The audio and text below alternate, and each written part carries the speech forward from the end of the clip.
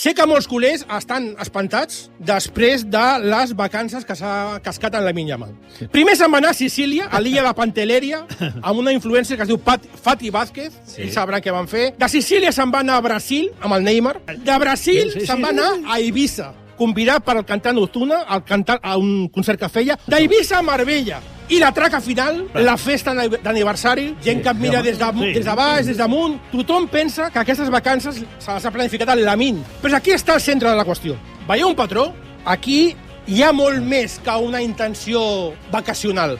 Darrere veig una planificació perfectament estudiada. Aquestes vacances han sigut una gran prova. Qui ha volgut posar a prova en Lamine?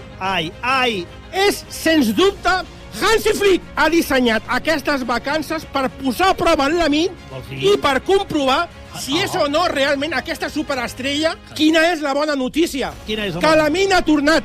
Ha passat totes les proves. Sai estalvi. La de la festa era la més complicada. Podem estar tranquils perquè Lamine serà aquesta superestrella. Hi ha algú que ens estigui escoltant que als seus 17 anys jo m'hagués quedat al Brasil amb els tois, jo n'hagués tornat, Amadeu.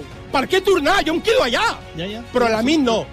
Lamine ha tornat i torna per ser la guia de tots els culers. Lamine, tu ens indiques el camí. Gràcies, Lamine.